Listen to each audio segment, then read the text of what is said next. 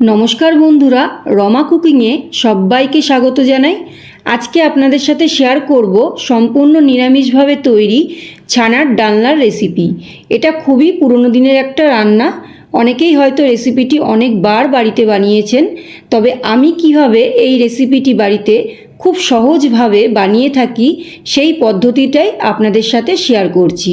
তাহলে আসুন দেখে নেওয়া যাক আমার আজকের রেসিপিটি। নিরামিষ ছানার ডালনা বানানোর জন্য আমি এখানে 2 প্যাকেট ফুল ফ্যাট দুধ নিয়েছি। আর গ্যাসটা অন করে দিচ্ছি। একটা গামলা বসিয়ে নিয়েছি। গামলার মধ্যে কিছুটা আমি জল দিয়ে দিয়েছি, যাতে করে গামলার মধ্যে এই দুধটা লেগে না যায় নিচের থেকে। আর দুধটা আমি দিয়ে দিচ্ছি জাল দেওয়ার জন্য। আমি এখানে 2 প্যাকেট ফুল ফ্যাট দুধ নিয়েছি। আপনারা চাইলে নর্মাল ফ্যাট ছাড়া দুধ নিতে পারেন, তবে ফুল ফ্যাট দুধের ছানাটা পরিমাণটা বেশি হয়, ছানার পরিমাণটা, সেই জন্য আমি নিয়েছি। গ্যাসের ফ্লেমটা হাইতে দিয়ে আমি দুধটাকে ভালো করে জাল দিয়ে নিচ্ছি।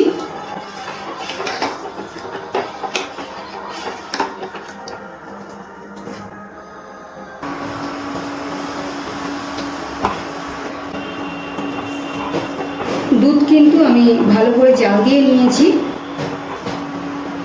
এবার আমি এই ছোটো কাঁচের বাটির মধ্যে 2 চামচ মতো আমি ভিনিগার নিয়ে নিচ্ছি। আর এর মধ্যে একটু জল মিশিয়ে নেব। ভিনিগারের মধ্যে আমি 2 চামচ মতো একটু জল মিশিয়ে নিয়েছি।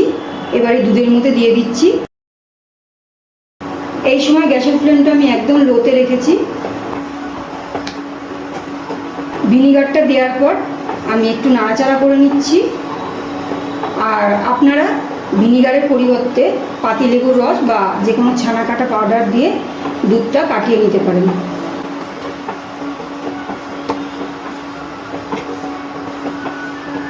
গ্যাসের ফ্লেমটা লোতে রেখে আমি কিন্তু অনবরত নাড়াচাড়া করছি। এইভাবে নাড়াচাড়া করতে করতে কিন্তু দুধটা কেটে ছানা তৈরি হয়ে যাবে।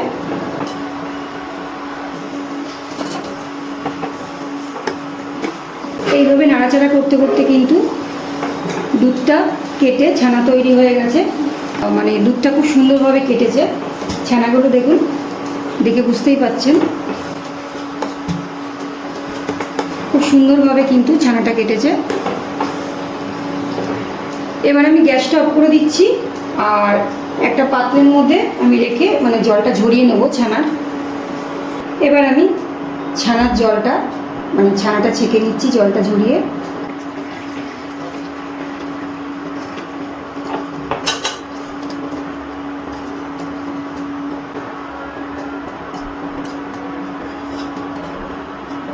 এবারে আমি এইভাবে 15 মিনিট একটু রেখে দেবো, যাতে করে ছানার যে জলটা আছে সম্পূর্ণ জলটাই যাতে বেরিয়ে যেতে পারে।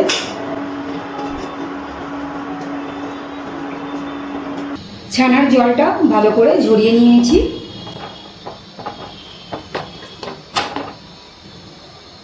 এবার এই বাটির মধ্যে ছানাটা নিয়ে নিচ্ছি। এবার হাত দিয়ে একটুখানি ছানাটা এইভাবে একটুখানি একটু মেখে নেব।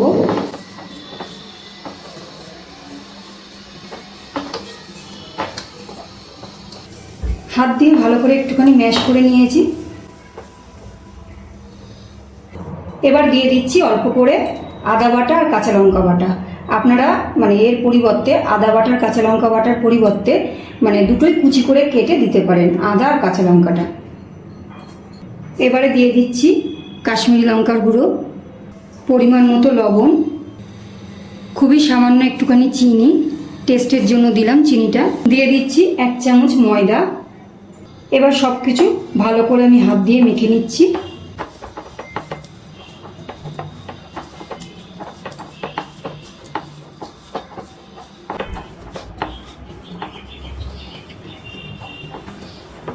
খুব ভালো করে কিন্তু আমি সব কিছু মেখে নিয়েছি।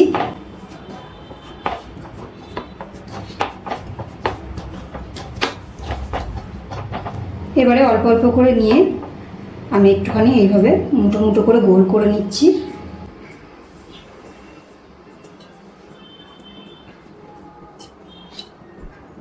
আর এইভাবে দু হাতের মধ্যে নিয়ে একটু এইভাবে গোল করে তারপরে একটুখানি চাপ দিয়ে এরকম একটা সাইজ দিয়ে নেব।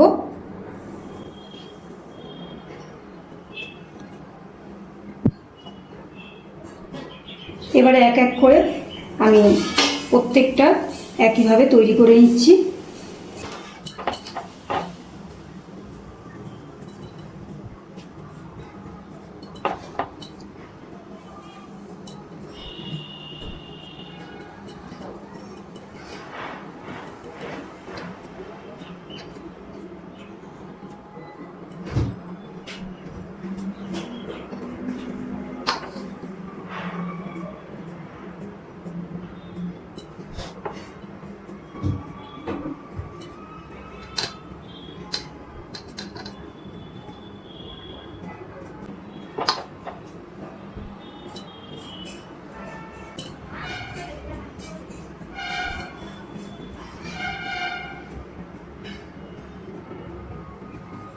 আমি একইভাবে সবকটা ছানার কোপ্তাগুলো রেডি করে নিয়েছি।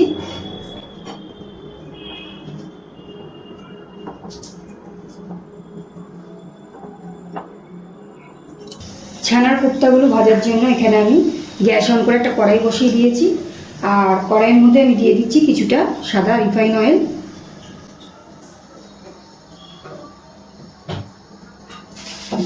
তেলটা গরম করে নেব। তেলটা কিন্তু গরম করে নিয়েছি, আর তেলটা কিন্তু খুব বেশি হাই হিট করবেন না, আর গ্যাসের ফ্লেমটা একদম লোতে করে আমি ভেজে নিচ্ছি ছানার কোপ্তাগুলো।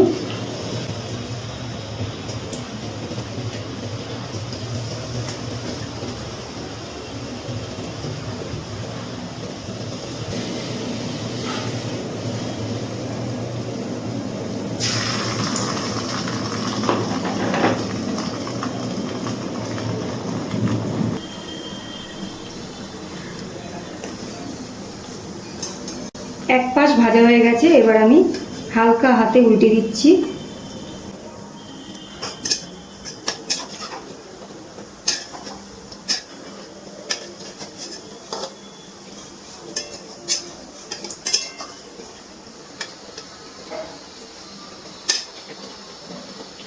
খুব হালকা হাতে কিন্তু আমি উল্টে দিয়েছি।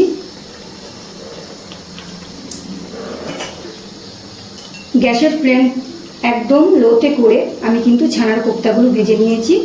এবার তেল থেকে তুলে নিচ্ছি এক এক করে।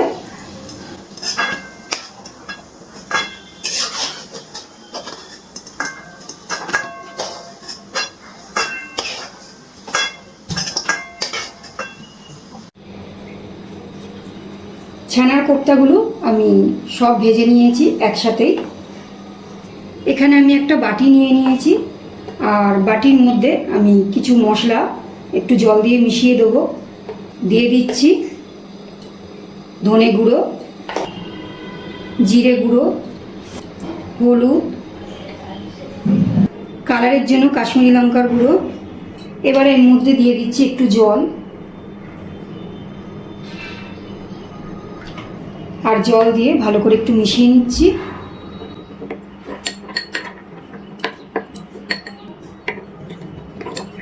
ভালো করে গুঁড়ো মশলাগুলো মিশিয়ে নিয়েছি। এবার একটা সাইডে রেখে দিচ্ছি। আর এখানে আমি 8টা মতো গোটা কাজু আর 1 চামচ পোস্ত দুটো মিশিয়ে আমি শিলনোড়ায় বেটে নিয়েছি। যে তেলে আমি ছানার কোপ্তাগুলো ভেজে নিয়েছিলাম, আমি সেই তেলেই রান্নাটা করছি। আর তেল আমি কিছুটা এখান থেকে তুলে রেখেছি, এতটা তেল আমার লাগবে না যতটা তেল দিয়ে আমি ছানার কোপ্তাগুলো ভেজেছিলাম। তো এর মধ্যে দিয়ে দিচ্ছি একটা ছোটো দেখে শুকনো লঙ্কা, একটা তেজপাতা, একটা দারচিনির টুকরো, আর 3টে এলাচ। এবার ফোড়নটা কিছুক্ষণ একটু নাড়াচাড়া করে তেলে ভেজে নিচ্ছি।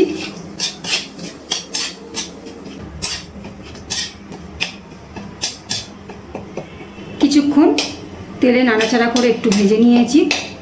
এবার এর মধ্যে দিয়ে দিচ্ছি যে মশলাটা, গুঁড়ো মশলাটা আমি একটু জল মিশিয়ে একটু ঘোল বানিয়ে রেখেছিলাম, সেটাই আমি দিয়ে দিচ্ছি।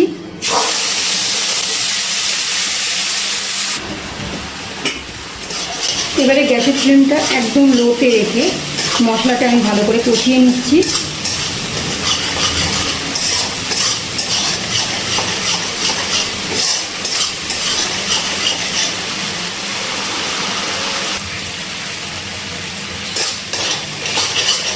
মশলাগুলো কিন্তু আমি ভালো করে কষিয়ে নিয়েছি, দেখে বুঝতেই পারছেন তেল ছেড়ে দিয়েছে মশলা থেকে। এবার এর মধ্যে দিয়ে দিচ্ছি আদা বাটা আর কাঁচা লঙ্কা বাটা। এবার ভালো করে সব মশলার সাথে মিশিয়ে নিচ্ছি।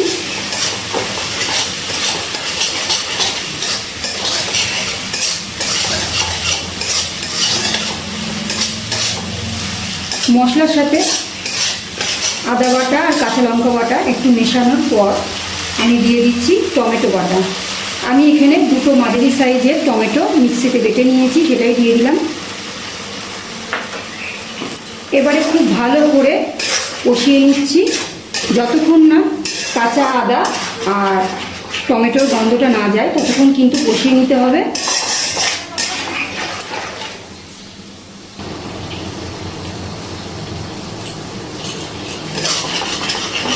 আদা আর টমেটোর কাঁচা গন্ধ না যাওয়া পর্যন্ত আমি কিন্তু কষিয়ে নিয়েছি।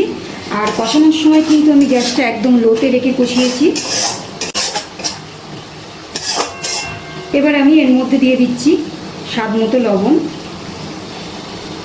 আর দিয়ে দিচ্ছি যে কাজু আর পোস্তর পেস্টটা আমি তৈরি করে রেখেছিলাম সেটা দিয়ে দিচ্ছি।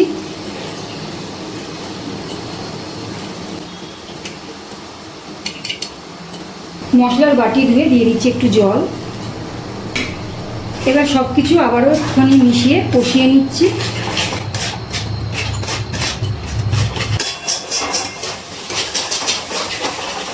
কাজু বাদাম আর পোস্ত বাটা দেওয়ার পর আমি ভালো করে আরও একবার কিন্তু সব কিছু কষিয়ে নিয়েছি। এবার আমি দিয়ে দেবো জল।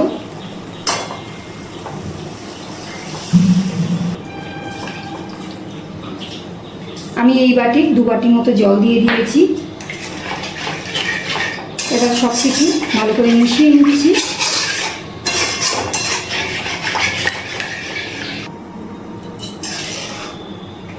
জল দিয়ে আমি ভালো করে মিশিয়ে নিয়েছি মশলার সাথে। এবার গ্যাসের ফ্লেমটা হাইতে রেখে আমি একটুখানি ফুটিয়ে নিচ্ছি গ্রেভিটা।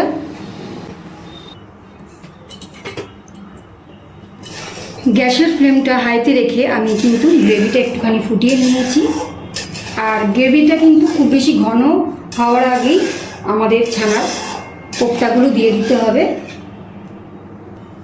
এবার এক এক করে ভেজে রাখা ছানার কোপ্তাগুলো দিয়ে দিচ্ছি।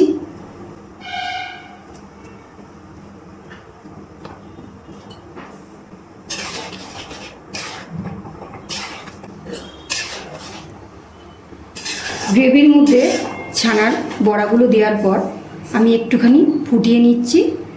আর ফোটানোর সময় কিন্তু গ্যাসের ফ্লেমটা আমি লো টু মিডিয়ামে রেখে ফুটিয়ে নেব।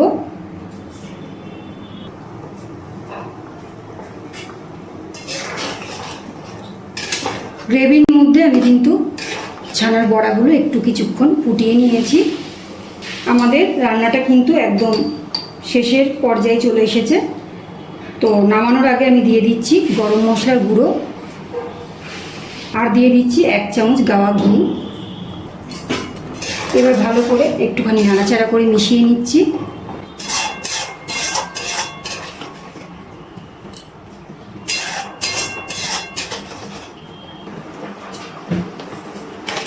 ঘি গরম মশলা আমি মিশিয়ে নিয়েছি।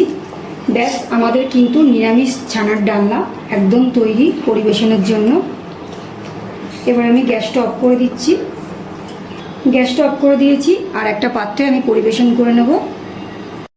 খুব সহজেই তৈরি হয়ে গেল ছানার ডালনা।